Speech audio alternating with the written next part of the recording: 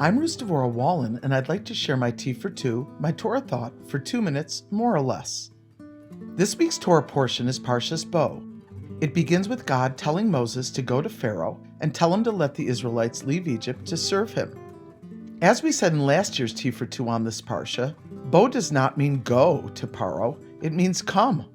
Some of the commentators explain this means that God is coming with Moshe to Paro, giving him strength and connecting with him to make sure that he has all the resources and strength that he needs to complete this very challenging mission. Similarly, when a student comes to a teacher, a client to a therapist, a disciple or chassid comes to the Rebbe, the leader must be able to empathize and tune into the difficulties and enter with them inside their challenges.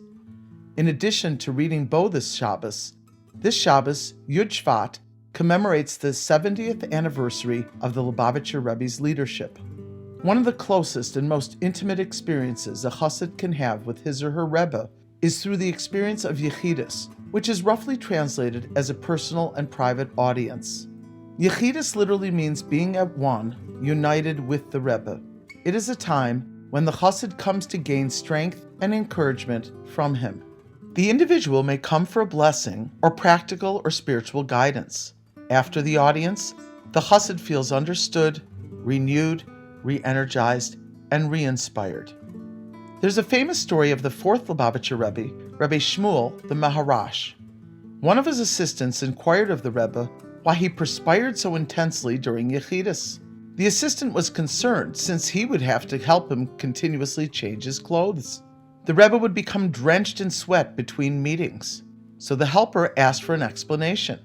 The Maharash answered, "When a chassid comes to me for Yechidus, I have to take off my proverbial garments, my personality, my consciousness, and put it on the disciple's garments in order to fully understand his state of mind and his issues.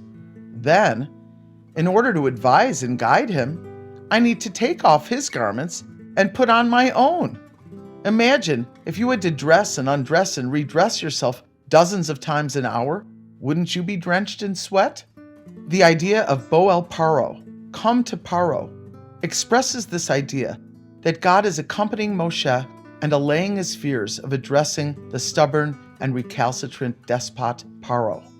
This leader was so formidable that Moses wondered whether or not he would be able to accomplish this seemingly insurmountable task. Hashem then tells Moshe in this word Bo that he is coming along with him in this trial. One of the lessons from Parshas Bo is whatever predicament we are in, God is with us, accompanying us, and giving us strength. And if others need our assistance, we need to try to empathize with their situation, investing ourselves into their needs, and truly entering their world to assist them. May God give us the strength to be able to be sensitive to the needs of our fellows, and may we have the confidence that God is with us in the midst of our challenges.